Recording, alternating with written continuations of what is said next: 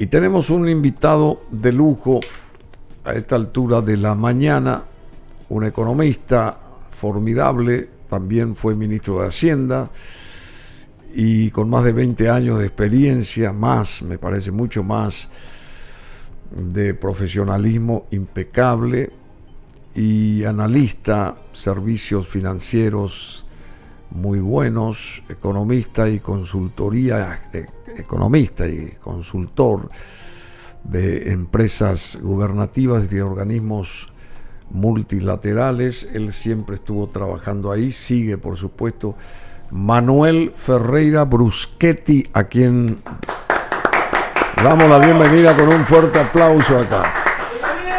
Manuel Ferreira, ¿cómo te va, Manuel Ferreira? ¿Cómo estás? Hola Bruno, ¿cómo estás? ¿Por qué te dicen banana? ¿Por qué te dicen? Una historia del colegio. Así nomás. Viene de lejos. Bueno, viene de lejos. Bueno, dejamos así. Pero Manuel Ferreira, sonó tu caso últimamente, no sé qué es, no me interesa porque no te llamamos para eso. Pero esa fue una invención, me parece, ¿verdad? Sí, bueno, una historia que uno siempre está expuesto en países como estos, donde la justicia es muy pequeña, por llamarlo de alguna manera, estás expuesto a este tipo de cosas. Pero bueno. Y ya que mencionaste... Están vías de solución. Sí, claro. Ya que estás... hablando de la justicia, todo el mundo habla de la justicia, pero la justicia parece que no es lo suficientemente justa. Como paraguayo nomás, así de paso, ¿cómo calificas esto que está surgiendo, que surgió con mucha fuerza, y los famosos chats que van y vienen, y teléfonos que dicen que se van a encontrar, amén de que está lanzando todas estas informaciones? ¿Cómo estamos nosotros respecto al marco jurídico, al marco de la justicia? Porque la economía viene de la mano con la justicia. Se piden inversiones, pero si no hay seguridad por parte de la justicia, ¿qué inversor va a venir acá también, verdad? Tenemos el grado de inversión de Moody's, queremos que las otras calificadoras también nos otorguen ese mismo respaldo, pero al parecer se está embarrando la cancha. ¿Cómo ves lo que está aconteciendo? ¿Es fuerte, es pecaminoso, es contrario a lo que pretendemos todos, esto que ocurre ahora? Bueno, Paraguay es un país que necesita inversiones, ¿verdad? Nosotros tenemos un ahorro interno relativamente limitado, porque, por ejemplo, tenemos pocos fondos jubilatorios en Paraguay, entonces, o poca gente metida en fondos jubilatorios. 22% de la población es uno de los más bajos de América Latina. Y esto hace que nosotros necesitemos también atraer inversión extranjera, y ahí es donde el grado de inversión juega un rol importante. Básicamente, ¿cuál es la crítica que todos tienen hacia nosotros? Que nuestro sistema jurídico es débil. ¿Débil? Es débil, sí. ¿Y qué quiere decir que nuestro sistema jurídico es débil? Porque eso también es importante entender, ¿verdad? A ver. Tener un sistema jurídico o un Estado que dirima diferencias entre privados, eso es lo que necesitamos. Que diga y que lo haga con justicia, o que le haga con reglas claras. Entonces vos y yo invertimos en algún negocio determinado, cualquier cosa, en producir, qué sé yo, audífonos, ¿verdad? Y de repente resulta que yo te estafo, ¿verdad? Por alguna razón, o vos te crees estafado y recurrís a esa tercera parte. Esa tercera parte del Estado. El Estado no tiene nada que ver en esto, ¿verdad? Sino, yo contrato a mi abogado o contrato tiene que dirimir la cosa. Claro, y hay un juez que tiene que decir esto es... ¿correcto o no? Se va hacia este lado o hacia este otro lado, ¿verdad? Lo que nos estamos dando cuenta con estos chats es que las cosas no funcionan así, ¿verdad? La cosa funciona quién tiene más amigos, quién reparte más dinero en este tipo de cosas, y que las cosas se acuerdan, y que hay una justicia que no es justa. ¿verdad? Vaya Sí, la, claro, una la justicia que no es contradicción. justa. Es injusta. Entonces, no es el criterio jurídico, no es el criterio legal, no es el criterio de justicia el que prima, sino son los intereses de uno u otro lado y de quien tenga uno u otro interés. Y eso se transforma en dinero, se transforma en presiones o en vínculos, sobre todo a la clase política.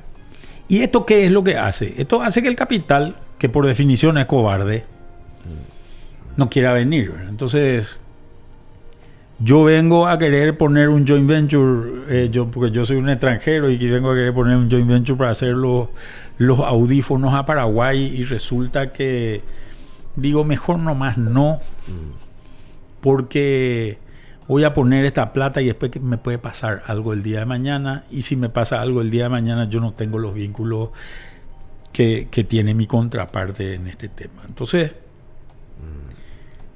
tenemos un paseo de inversionistas, porque la visión macro de Paraguay es muy buena, tiene buenos números, tiene buena situación económica, las cuentas fiscales, las cuentas monetarias en general están bien, los números, resultados macroeconómicos en general, pero cuando venís y rascás un poco te encontrás con estos problemas. Entonces, hay que entender también que lo de Moody's, fíjate que Moody's califica con grado de inversión a los bonos paraguayos emitidos por el Ministerio de Hacienda, por la Tesorería, por el Ministerio de Economía, por la Tesorería de la República, básicamente. ¿Qué quiere decir eso? En general, en esos bonos hay renuncia de soberanía. ¿Qué quiere decir que hay renuncia de soberanía? Porque está en la ley eso, ¿verdad? ¿Qué quiere decir que hay renuncia de soberanía? Quiere decir que si vos si Paraguay no te paga uno de esos bonos, no te vas al tribunal de Sajonia, te vas a los tribunales de Nueva York, ¿verdad? Claro. Entonces, obviamente, hay una credibilidad muy superior en esos ámbitos, ¿verdad? Y cuando no hay esa renuncia de soberanía, si vos te pones a mirar las cuentas, las deudas que tiene el Estado paraguayo en general, no en todas hay renuncia de soberanía. En general, en los bonos emitidos, sobre todo internacionalmente, sí hay renuncia de soberanía. En los créditos concedidos a través de ley a organismos multilaterales como el BID o el Banco Mundial, lo que hay es una cláusula que se llama cláusula de cross default. Cross default. ¿Qué quiere decir una cláusula de cross default? Significa que si vos no pagás ese crédito, el acreedor asume que hay un default generalizado del Estado paraguayo, ¿verdad? Sí. Entonces, son cláusulas fuertes para el Estado paraguayo, por eso el Estado paraguayo en general va cumpliendo. Pero hay algunas que no tienen ninguna de estas dos variables. Cuando miras esas vas a ver que son las tasas de interés más altas de todas. Porque te dicen, no, yo sí tengo que asumir el riesgo de tu sistema judicial, te voy a cobrar más caro el interés. Entonces, nosotros llegamos a emitir a tasas alrededor del 3%, por ejemplo. Cuando nos vamos a estas que no tienen ninguna de esas cláusulas, nos vamos a tasas más altas, 8, 9 de repente, ¿verdad? Como es el caso de lo que funciona bajo la ley de llave en mano, por ejemplo, que no tiene ninguna de estas cláusulas. No tienen. No. Bueno, y el tema de cómo funciona o está funcionando, pretende funcionar el gobierno Trump. Pero antes, aquí hablo de los aranceles, ese tipo de cosas que vos manejás demasiado bien. La actividad económica local, al parecer, acumuló un crecimiento del 4.3% el año pasado. Con un crecimiento relevante, se agotó el 2024 según los datos preliminares que dio a conocer el Banco Central. Nosotros estamos económicamente bien, digamos, acicalados, bien puestos, bien organizados, querido. Acá tenés que ver algunos temas, ¿verdad? Estos son datos macroeconómicos. son datos generales de la economía. La economía ha crecido a tasas de este orden, de superiores al 4%. Creo que los datos son datos bastante fidedignos en caso del Banco Central. Pero esto, cuando lo dividí sector por sector, cambia, ¿verdad? Sí. Hay situaciones... Claro, hay situaciones distintas, ¿verdad? ¿Qué fue lo que pasó el año pasado? Primero, un buen año agrícola en Paraguay sigue teniendo un peso importante. El año ganadero fue malo, ¿verdad? Pero fíjate que hay una cuestión que es muy importante. ¿Cómo se mide el Producto Interno Bruto? Es un tema que juega un rol importante en esto. En ganadería, el Producto Interno Bruto se mide por la mayor cantidad de animales faenados que tenés. Y cuando las cosas andan mal, porque el precio de tu vaca baja, se venden más animales porque no te alcanza la plata que tenías. Entonces, si yo tenía 100 cabezas para vender, paso a vender 120. Y disminuye el hato. Disminuye el hato, pero eso no se considera en la medición del PIB. Lo que sí se considera es que se faenó más que antes. Sí, ya entiendo. Entonces, la ganadería anda mal, pero hace crecer el PIB, ¿verdad? Un crecimiento importante se dio en el sector comercial. El sector comercial estuvo muy impactado por lo que ocurrió con Argentina, fundamentalmente, sobre todo el sector comercial minorista interno, ¿verdad? ¿Por qué? Porque hay un diferencial de precios que se genera en la frontera con Argentina. Nosotros tenemos 52% de nuestra población a menos de 10 kilómetros de la Argentina. 52%, sí. Acá estamos a menos de 10 kilómetros de la Argentina, ¿verdad? Claro, claro. Entonces es muy fácil y son fronteras muy permeables no solamente por temas... Muy laxas. Claro, pero no solamente permeables por temas institucionales, sino son permeables también porque hay fronteras secas en algunos lugares, ¿verdad? El río es muy fácil de cruzar, sobre todo cuando está abajo. Es difícil controlar la frontera. Y hay afinidad con la población también. Claro. Y la gente busca su beneficio, ¿verdad? Entonces, si vos tenés, no sé, una sabora que es más barata de un lado o del otro lado, vas a comprar donde te sea más barata, ¿verdad? Y obviamente también los sistemas de gestión del contrabando permean muchos espacios. Otro sector que había sido muy afectado es el sector de la construcción. Sí. Un sector que viene golpeado ya hace un tiempo relativamente largo. Por un lado, por el recorte financiero que hizo el Estado paraguayo. Ese recorte financiero está vinculado fundamentalmente a la estrategia de tratar de reducir el déficit dentro de los índices de lo que es la ley de responsabilidad fiscal, que te permite tener un déficit al 1,5%. Y por otro lado tenés una reducción en el sector privado también. Muchos de los compradores de propiedades en la zona de Asunción y Gran Asunción, sobre todo, eran argentinos, ¿verdad? Sí. Y muchos de ellos empezaron a irse a Estados Unidos porque las tasas de interés te daban, si vos metías $100,000 en un departamento en Asunción, ganás más o menos alrededor del 5%, y ese número lo sacás también con un bono del Tesoro americano que es mucho más seguro posiblemente que eso. Entonces se van allá. Y ahora también Argentina, que está empezando a mostrar mejoras en algunos sectores, está empezando a entusiasmar y posiblemente comenzando por ellos mismos, ¿verdad? Y esto te genera una dinámica donde, por ejemplo, empezás a recaudar más, ¿verdad? Sí. Decime una cosa, y esto que está aflorándose en el marco de la justicia o de la injusticia, a través de estos chats y todo esto que se sabe, ¿esto afecta ese grado de inversión que se tiene todavía de la calificadora Moody's? ¿Eso puede hacer que se descalifique, llegado el momento, otra vez Paraguay, que disminuya ese respaldo que tiene por parte de Moody's y las otras calificadoras que están queriendo también respaldar a Paraguay, pero que todavía no ven la luz del otro lado del túnel, digamos, para tal efecto? O sea, ¿es peligrosa la cuestión de inversión con esto que está ocurriendo del lado de la justicia o de la injusticia, digamos? Mira, yo creo, Bruno, que todos sabíamos este tipo de cosas, ¿verdad? Sí. Ahora es público nomás, ¿verdad? Esa es la diferencia. ¿Y por qué hay si todos sabían, o si todos sabíamos por qué? Y bueno, porque ahora hay pruebas, ¿verdad? Estimo que esa es la razón, ¿verdad? Solamente, claro. Estimo que esta es la razón, pero esto en la época de González Daer ya se hacía, ¿verdad? Es todo un esquema es todo un esquema que funciona, esto es un aparato que funciona, de donde se van cambiando nombres, ¿verdad? Un sistema que funciona. Después vienen los siguientes. Claro, y se llamó González Daer, después se llamó, ¿cómo se llama? Rivas. Arévalo ahora. Arévalo, en fin.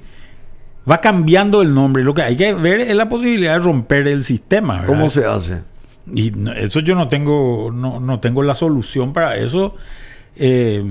Pero este jurado de enjuiciamiento de magistrados, para lo que ha servido hasta ahora, es para básicamente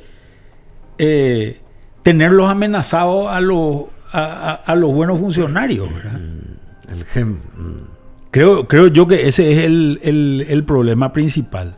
Y lo que sale a la luz, y puede sí afectar el grado de inversión, es que en Paraguay esta obligación de la tercera parte, que es la que tiene que ofrecer el Estado, no funciona. O funciona mal. Funciona con sesgos hacia un lado o hacia el otro, pero no funciona de manera recta. Y este es el problema que tenemos que resolver, porque en la economía, cómo se dirimen los contratos que son contestados por alguna de las partes juega un rol demasiado importante en la estabilidad financiera de la gente, ¿verdad? Y lo que está pasando, por ejemplo, en Estados Unidos, a otra escala respecto a lo que nos ocurre acá, pero, o sea, en el sentido de que Trump subió hace 25 días, todavía no hace un mes, pero está impartiendo acciones y órdenes aquí y allá, y está moviendo toda la cuestión que vemos nosotros que se mueve, no sé si para bien o para mal, pero es el actuar, el accionar de un jefe de Estado es el que realmente pone las cosas en su lugar o tiende a ponerlas, y en el caso nuestro como que nuestro jefe de Estado está callado, no se lo siente ante una situación así, pero en el caso de Trump, ¿es beneficioso el actuar de él, así como él está encarando su segundo gobierno? Bueno, mira, desde la perspectiva económica, por supuesto. Desde el fin de la Segunda Guerra Mundial, los organismos, lo que se llaman los organismos de Bretton Woods, ¿verdad? De la reunión que hubo en el 44, y de donde nace el Fondo Monetario, nace el Banco Mundial y los otros organismos, el BID también es un hijo de esta situación, en fin. Los gobiernos del mundo han venido promoviendo el libre comercio como la forma de generar.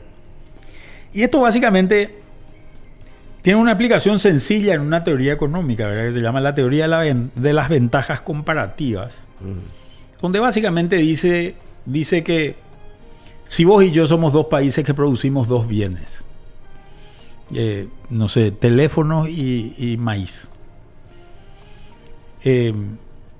resulta que a mí me cuesta producir los teléfonos 10 y producir el maíz me cuesta producir 5. A vos te cuesta producir los teléfonos 15 y te cuesta producir 8 el maíz.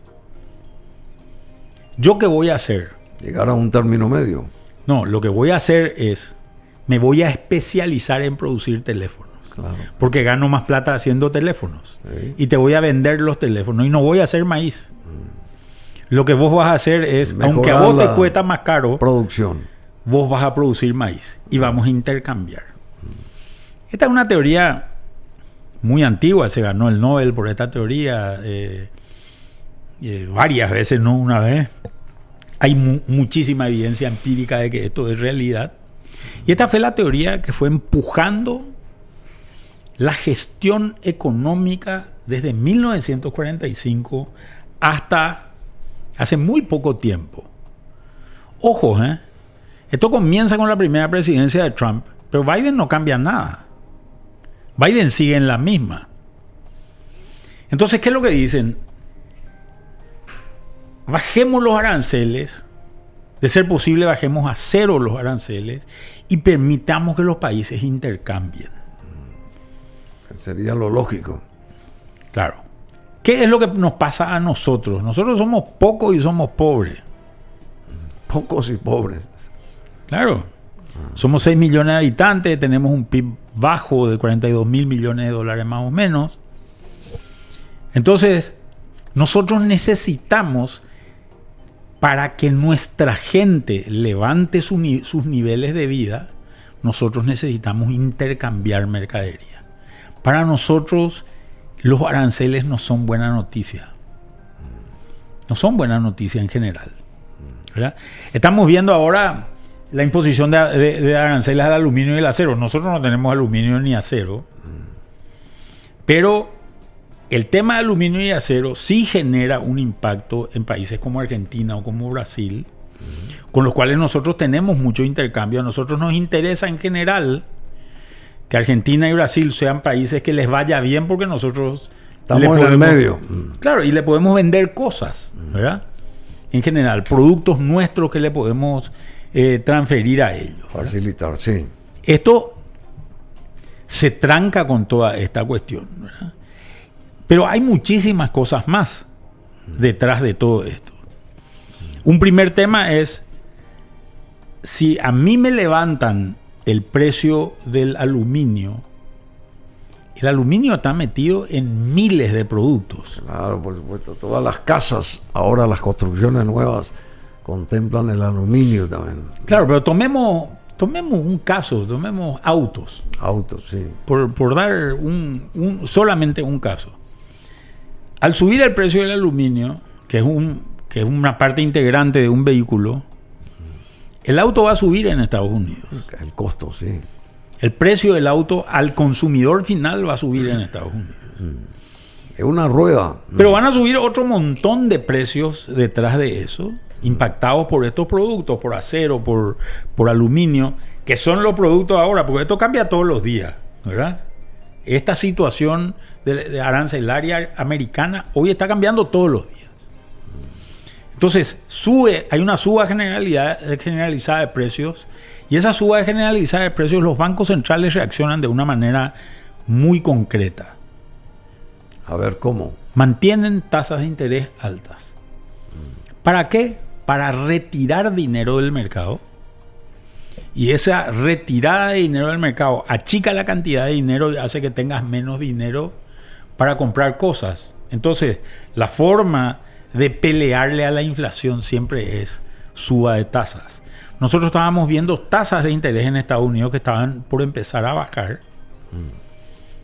Con lo cual, a nosotros eso nos convenía. ¿Por qué nos convenía? Porque si vos querés venir a invertir a Paraguay, querés traer dinero a Paraguay, yo te podía ofrecer una tasa de 10%, por decir, una tasa de retorno para un negocio cualquiera. Y vos, americano, me decías, sí, es atractiva esa tasa porque yo acá en Estados Unidos tengo una tasa de 3. Ahora, si en Estados Unidos yo tengo una tasa de 5, de 6, de 7, de 8, la tasa que yo te tengo que ofrecer es una tasa de 20 o de 25, ¿verdad? Para que vos vengas a Paraguay. Lo cual hace que mi proyecto sea altamente riesgoso. Por ¿verdad? supuesto. Entonces, lo que terminamos haciendo es, mejor nomás no hago nada.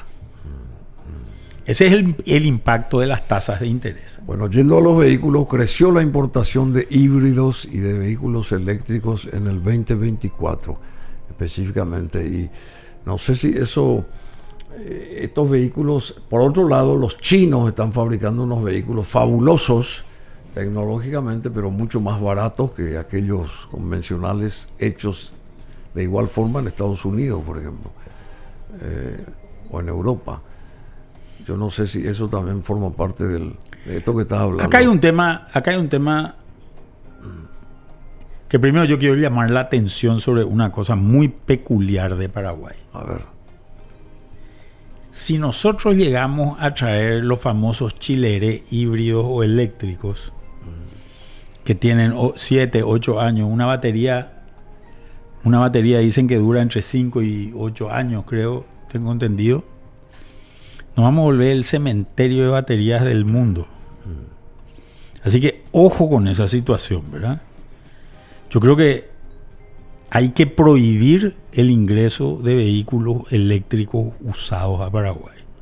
Prohibir.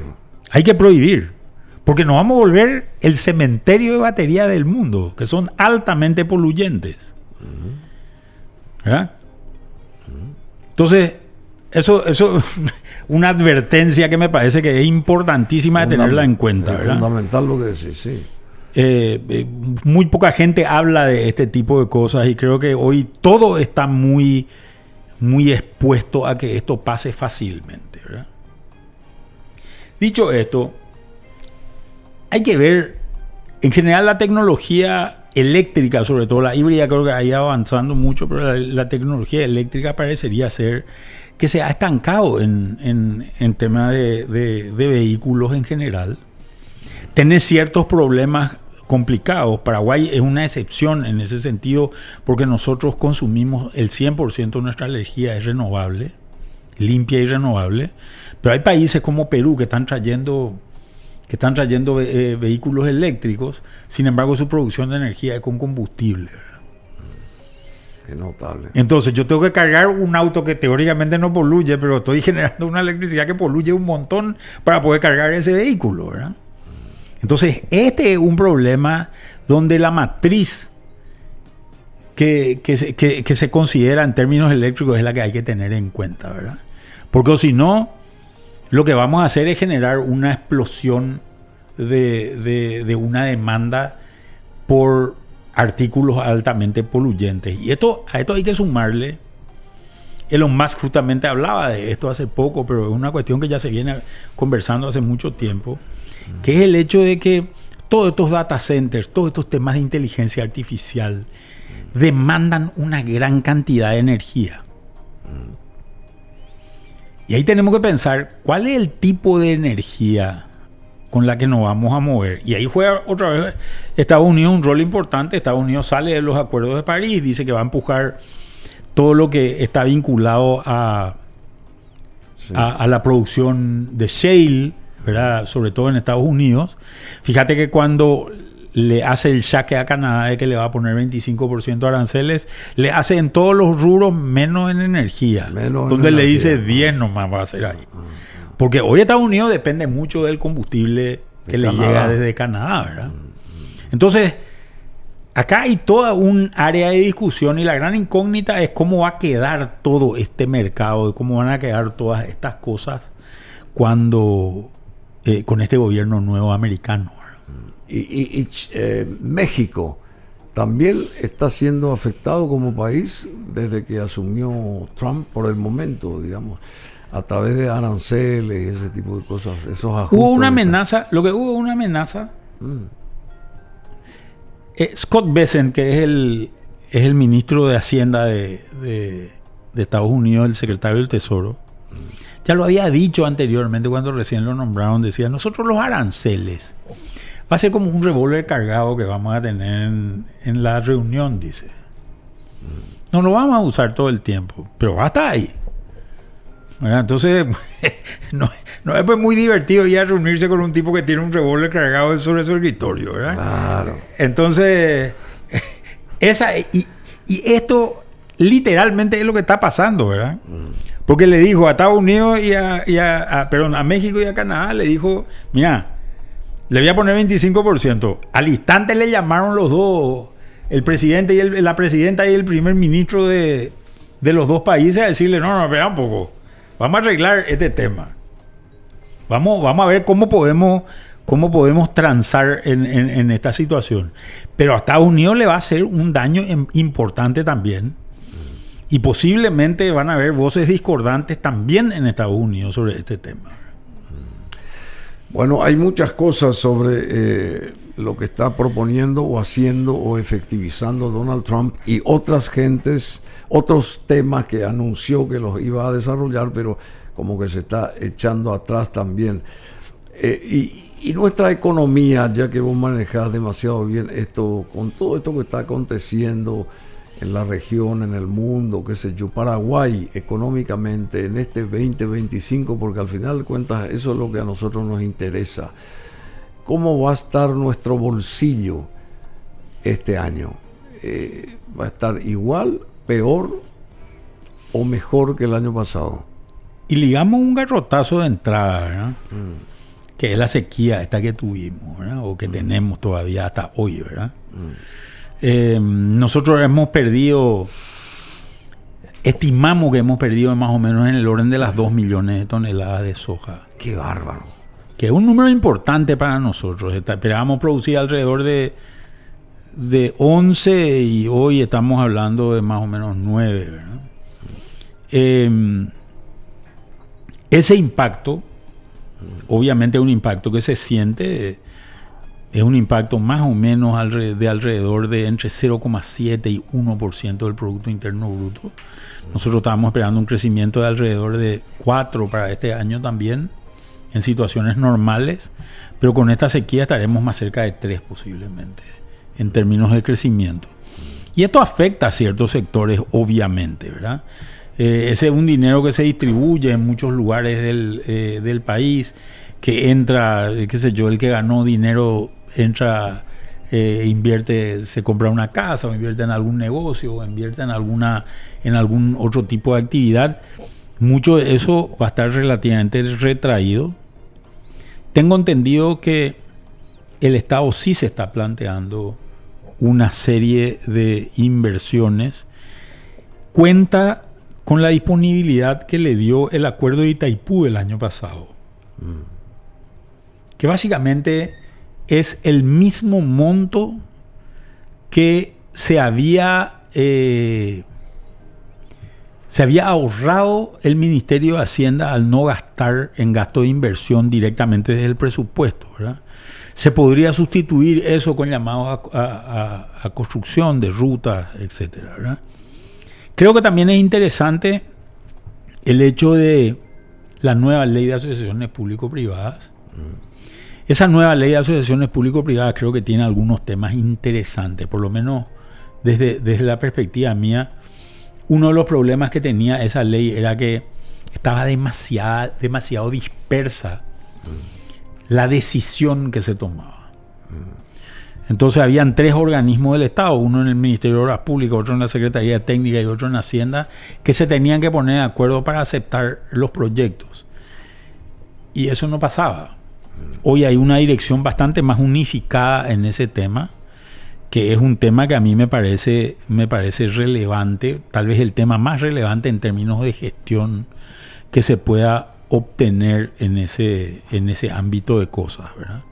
Esperemos que no se burocratice la ley, porque esto juega un rol demasiado importante, que es la inversión de capital privado en obra pública. Claro, es fundamental eso. Decime, y esto de Óscar Orué, por ejemplo, como director nacional de ingresos tributarios, ¿cómo le está yendo a él? Porque él viene de un gobierno pasado y evidentemente sigue haciendo bien lo que está haciendo, por eso lo sostienen ahí. Y está recaudando mucha más cantidad de dinero ahora este organismo que preside Óscar Orué. Mira, creo que Orué es una persona que conoce lo que hace, ¿verdad? Y creo que esto es algo positivo. Yo estoy de acuerdo con la formación de la Dirección Nacional de Ingresos Tributarios, porque creo que ha permitido algunas cosas que son importantes. ¿Cuáles son las cosas que ha permitido? Y ha permitido, por ejemplo, que aduana y tributación, impuestos internos, estén juntas. Entonces, a ver, anteriormente eran 2 entidades distintas. Entonces vos metías una mercadería, cualquiera sea esa, combustible, por ejemplo, te voy a decir que son cosas difíciles de repente de controlar, ¿verdad? Metía combustible y metía 10.000 litros, pero después vendías 12.000 litros. Así. ¿Verdad? Ese tipo de cosas pasaban, ¿verdad? O vendía 10.000 litros y después vendía 8.000 nomás, ¿verdad? Entonces, al tener estos cruzamientos, este es un ejemplo muy burdo, ¿verdad? Pero al tener este tipo de cruzamientos, yo ya puedo saber que Bruno Masi metió 10.000 litros y tiene que vender los 10.000 litros cerca de los 10.000 litros, ¿verdad? No puede estar muy lejos de ese número, ¿verdad? Entonces, este tema permite un mayor control y ese mayor control le permite facturar. A eso también hay que sumarle que, obviamente, en este tipo de condiciones, fíjate que él habla de $1.000 millones más durante el año 2024, pero el año 2024 se cobró la renta del año 2023 y el año 2023 fue un año de muy buena renta, por ejemplo, en el sector agropecuario, porque se había tenido la sequía del 2022. Dios mío, sí. Y así sucesivamente. Y subió mucho la recaudación en el 2023 también. Entonces también hay ese tipo de efectos. Y por otro lado, la ley del año 2019, que se implementa a partir del año 2020 y que había tenido caídas importantes por efecto de la pandemia, ahora empieza también a implementarse varios aspectos de esa ley que son positivos, ¿verdad? Pero acá hablando de Óscar Orué, dice que enviará un escribano a la Cámara de Diputados porque lo acusan a él de recaudar para Santiago Peña. Dice, enviará un escribano ante el diputado Rodrigo Gamarra, quien lo acusó de recaudar 500 Ese mil. otro audio que salió hace poco también, ¿verdad? Eso también. Por mes para el presidente Santiago Peña. ¿Será verdad esto? Óscar Orué, titular de la Dirección Nacional de Ingresos Tributarios, confirmó el envío de un escribano ante el diputado Rodrigo Gamarra para que se ratifique o rectifique en sus expresiones luego de acusarlo de recaudar para la corona, en este caso. Bueno, pero ha de ser eficiente Óscar Orué, por eso sigue en su puesto. Vamos a comenzar, y hay otros. Parece que también económicamente este 2025 para nosotros los paraguayos, en síntesis, ¿va a estar bien, mal o regular? Y bueno, yo creo que no va a ser el mejor de los años. Esperemos que gran parte de esta inversión que se haga en obra pública, sobre todo, sea una inversión que se haga donde la gente siente más y donde la gente necesita, ¿verdad? Y te digo, te doy un ejemplo, ¿verdad? Durante la pandemia se gastó un montón de dinero en hacer rutas en el interior. Pero el problema de la pandemia era en los sectores urbanos sobre todo. Y se hizo poca inversión en los sectores urbanos. Entonces, podría haber sido mucho más eficiente en aquella época invertir, por ejemplo, en agua y saneamiento, ¿verdad? Que es lo que se necesita en el Chaco. Claro, pero el tema es Se que desperdiciaron vos generás 120 millones. que vos generás los impactos en la zona también donde estás, donde haces la inversión. Entonces, creo que en ese sentido hay que ser muy puntilloso. Te digo algunas cosas. Vos habrás visto la película Cars, ¿verdad? Sí, claro. La película Cars era en un pueblo que se llamaba, creo que Piston Springs, algo así, ¿verdad? Que era un pueblo que había muerto porque se hizo una autopista, ¿verdad? Y fíjate que con ese mismo criterio vos ves, por ejemplo, que la Ruta 2 desvió todos los pueblos por donde pasaba, ¿verdad? Y es espectacular, ¿verdad? Para nosotros que nos vamos en auto y pasamos por Itacurubí es espectacular. Ahora, ¿qué pasa en Itacurubí? ¿Va a ser un futuro Piston Springs? Claro. Olvidada ciudad. ¿O hay que ponerle recursos y empujar esa economía O hacer local? autopistas paralelas, digamos. No, o empujar la economía local. Sí, claro. Tener gente que se concentre en decir, acá necesitamos invertir en educación, en Entiendo. en una serie de cosas que permita que la gente de ese pueblo pueda sobrevivir. Esto ya lo hicieron en la Ruta 1, por ejemplo, en Quindí, que hacía pelotas, ¿verdad? ¿Qué pasó? Todos los peloteros salieron y se pusieron todos sobre la ruta nueva. Este tipo de cosas son las cosas que hay que pensar, porque las inversiones tienen efecto, ¿verdad? ¿Vos no querés ser el pensador? No, yo siempre hablo de esto, ¿verdad? No, pero el pensador, el que corta la torta, ¿no querría volver a ser ministro de Hacienda? No, eso no se le desea a los amigos. ¿Ah, sí? ¿No? No. No, eso es... No, eso no se le desea a los amigos. A los enemigos se les desea ese tipo de cosas. Qué bárbaro. Bueno, querido Manuel Ferreira Bruschetti, y bueno, hay que continuar, hay que continuar. ¿Qué querés que te diga? Hay que continuar porque no tenemos otra. Pero hay que ser optimista. ¿Vos tenés cierta ilusión con el país alguna vez? No, yo soy un optimista en general con el país. Me parece que este es un país donde si hiciésemos bien unas cuantas cosas más, volaríamos, ¿verdad? ¿Y por qué no se vuela? Y tener los chats, tener todo este tipo de cosas que son las que te ponen el palo en la rueda al final, ¿verdad? Para que muchas cosas pasen. Imagínate que nosotros estamos en valores del orden de los 400 millones de dólares de inversión extranjera.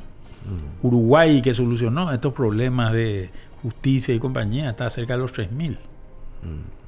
Imagínate que nosotros recibiésemos 3.000 en vez de 400. Tendríamos realmente un esquema diferente y una situación diferente de vida y niveles de ingresos superiores en la población. Creo también que es el momento de encarar temas muy vinculados a lo que es la mejora de la calidad de vida de la población, y eso también nos va a ayudar para otras cosas. Fundamental es eso. Bueno, muchas gracias, Manuel Banana Ferreira Bruschetti, con nosotros, ex ministro de Hacienda.